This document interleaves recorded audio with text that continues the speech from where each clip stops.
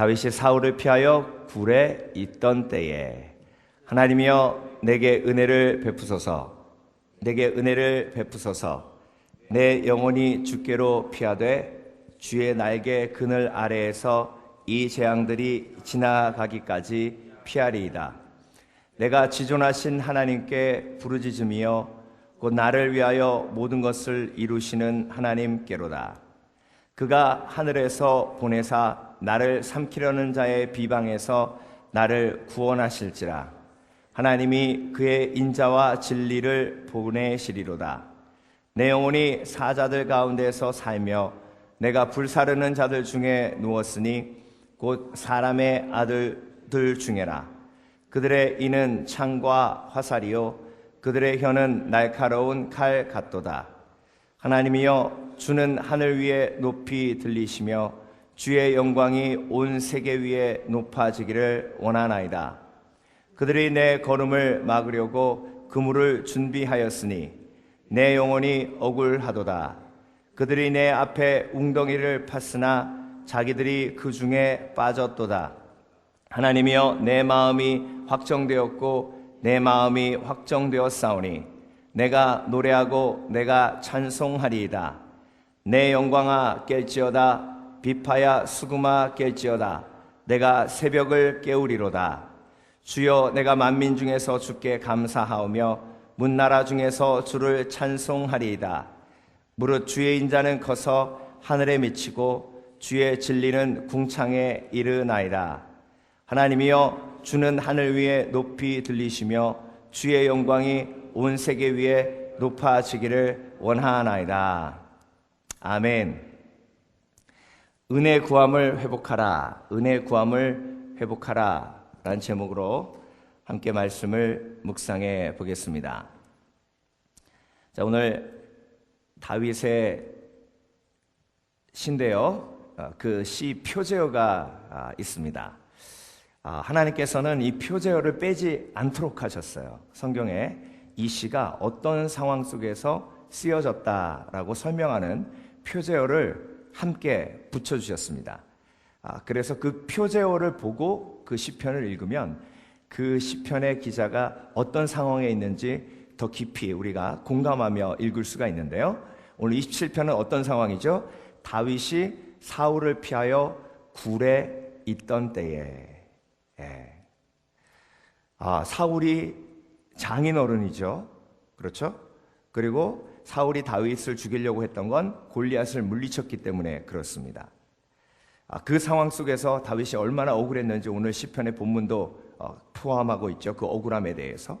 그런데 하나님이여 어떻게 시작하면 내게 은혜를 베푸소서. 내게 은혜를 베푸소서.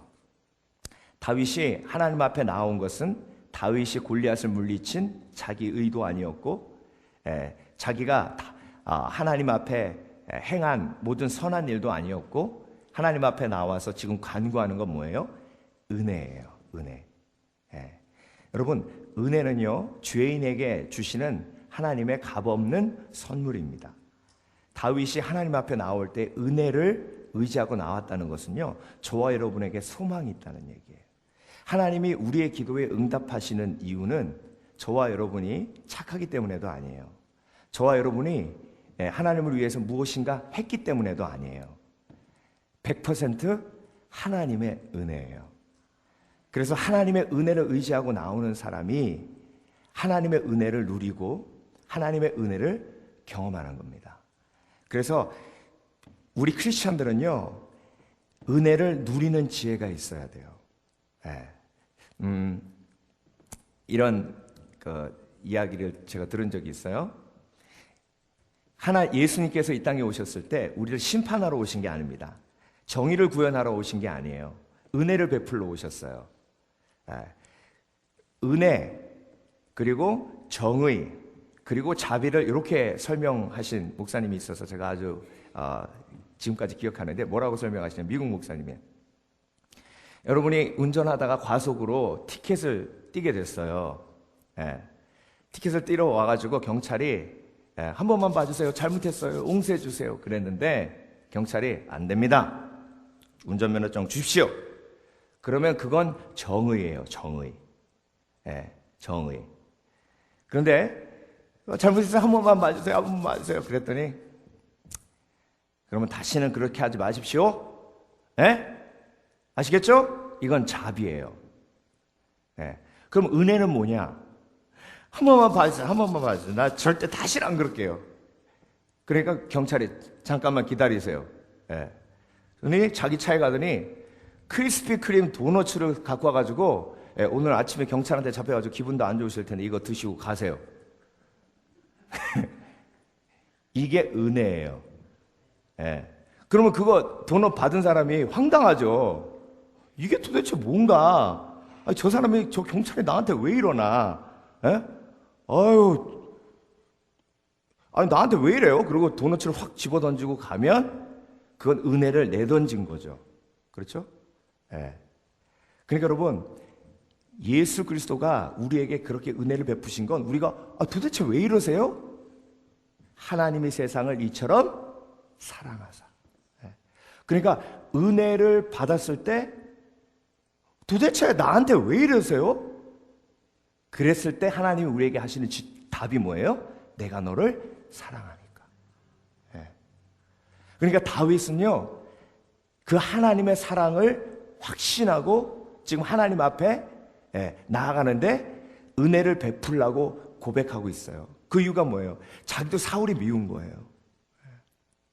사울이 자기를 죽이려고 쫓아오면 은혜를 의지하고 나아가지 않으려면 내가 하나님, 사울이 나를 쫓아와도 나는 사울을 미워하지 않습니다. 이렇게 선한 마음을 가진 나를 하나님께서 축복해 주셔야 되지 않겠습니까?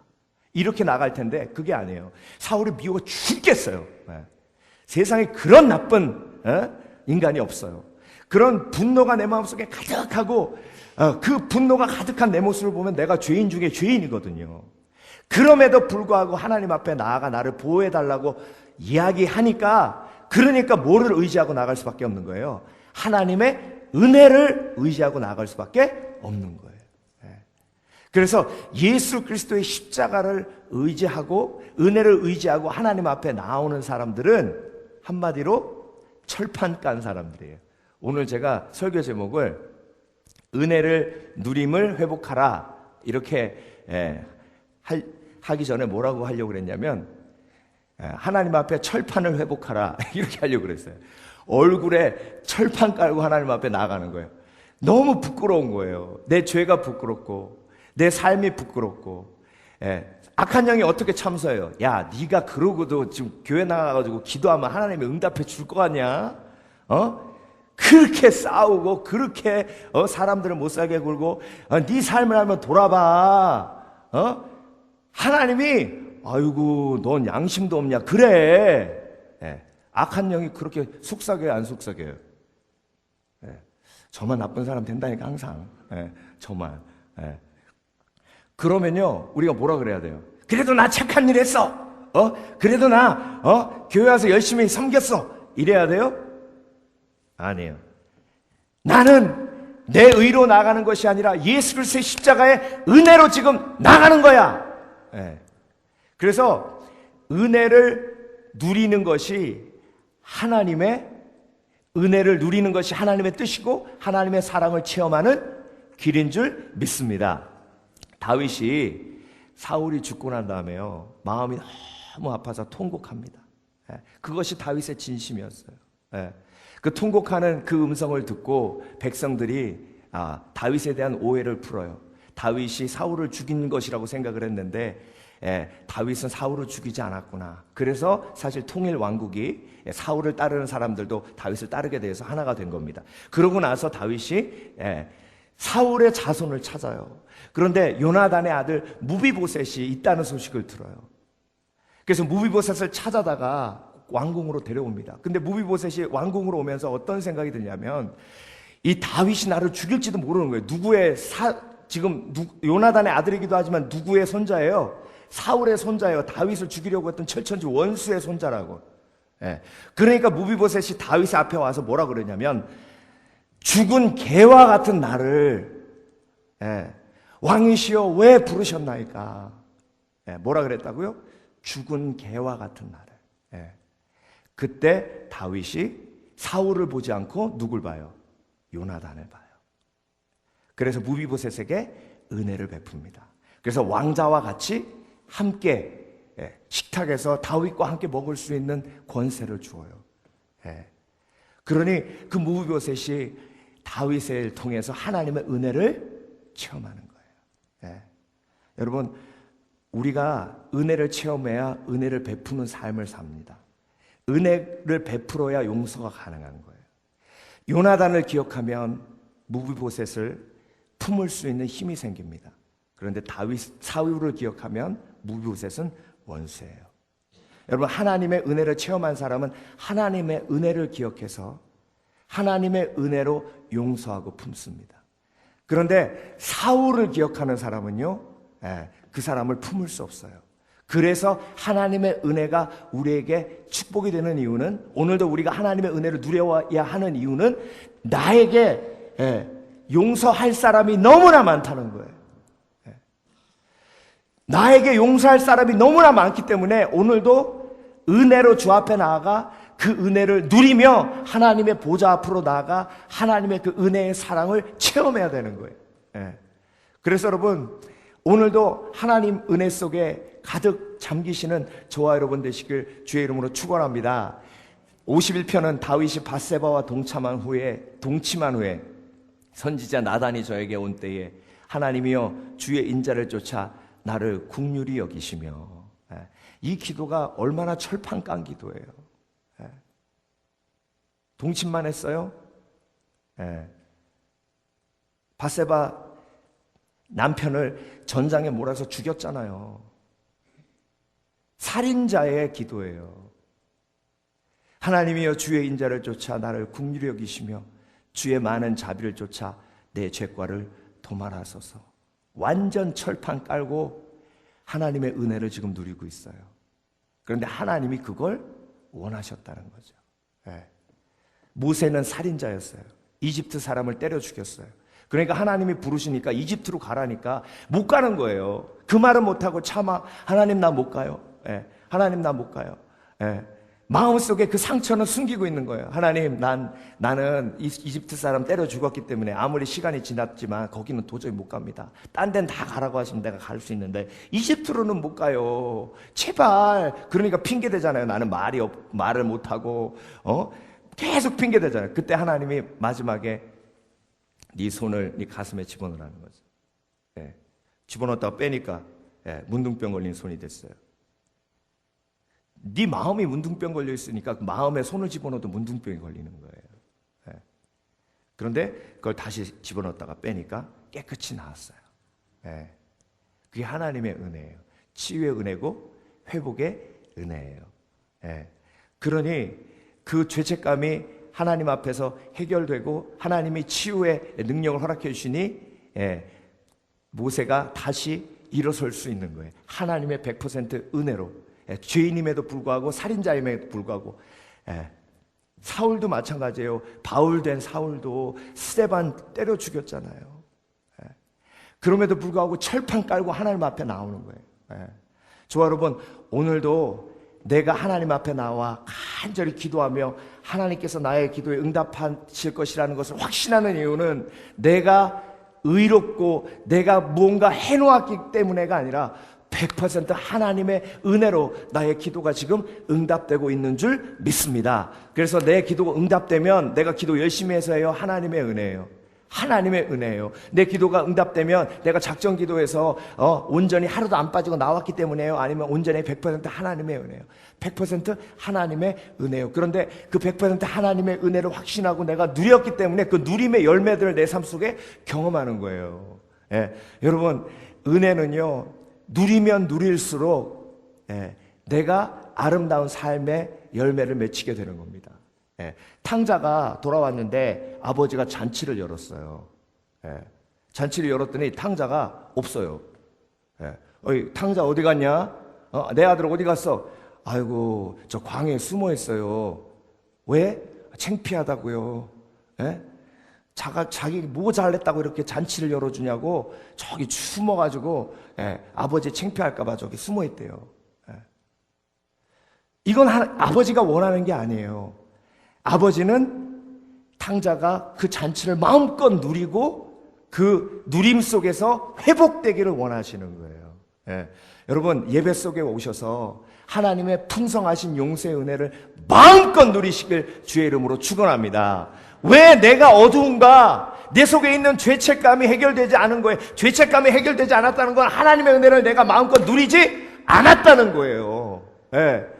왜 내가 어려움이 있어도 항상 기뻐할 수 있는가? 예. 제가 미국 와서 문화 충격이었었던 건 뭐냐면 장례식을 하는데 농담을 하더라고요. 장례식을 하는데 앞에 나와가지고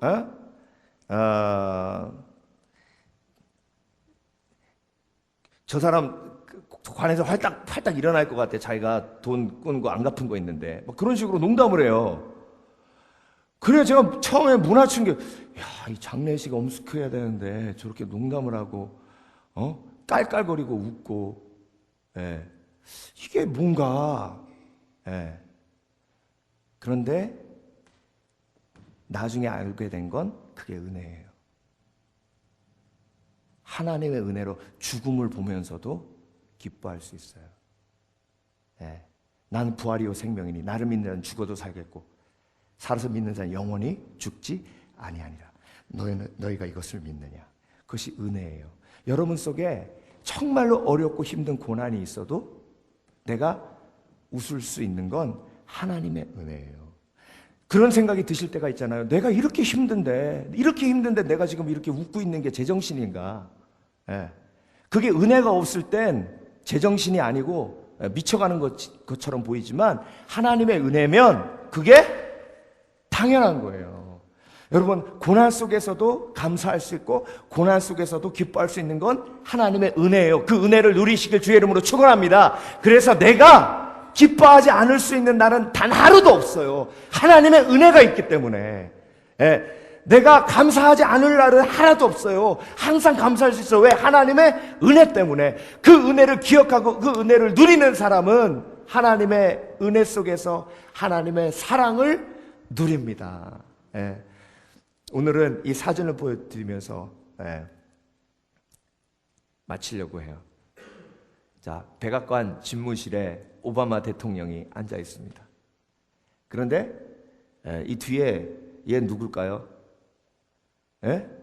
이 제정신에 대통령 집무실에 소파 뒤에서 장난치고 있는 이 녀석 누구예요? 오바마 대통령 딸이에요. 대통령 집무실에 앉아있는 대통령이 대통령이지만 얘에게는 아버지예요. 얘는 지금 아버지를 마음껏 누리고 있는 거예요. 그러므로 우리가 긍휼하심을 받고 때를 따라 돕는 은혜를 얻기 위하여 은혜의 보좌 앞에 담대히 나아갈 것이니라. 하나님의 보좌 앞에 나아가는 것, 그것은 하나님의 자녀된 사람들의 특권이에요. 그 보좌 앞에 뭐가 있는데요? 은혜가 있어요. 심판이 있는 게 아니에요. 은혜가 있어요. 은혜는 위로예요. 은혜는 사랑이에요. 보좌 앞으로 나아가야 그 은혜를 누려요. 아버지, 나 지쳤어요. 알아요. 내 죄 때문인 거 알아요. 아버지, 나 지쳤어요. 알아요. 내가 잘못한 거 알아요. 그런데 철판 깔고 아버지께 나온 건 내 마음을 위로하실 분은 주님밖에 없기 때문에 그래요. 하나님, 오늘도 그 하나님의 사랑에 내 마음, 내 아픔을 맡겨드립니다. 내가 하나님 앞에 다윗이 사울을 쫓아다니며 굴에 숨었던 것처럼 그런 마음으로 하나님 나왔습니다. 하나님께서 은혜 베풀어 주시지 않으면 오늘도 나는 주저앉을 수밖에 없습니다. 포기할 수밖에 없습니다. 그렇지만 내가 포기하지 않는 이유는 하나님이 나를 사랑하시기 때문입니다. 하나님, 오늘도 나를 붙들어 주시고 하나님의 은혜 속에 내가 잠기게 하셔서 하나님의 은혜를 풍성히 누리는 지혜로운 자 되게 하여 주시옵소서. 기도하며 나아갑니다.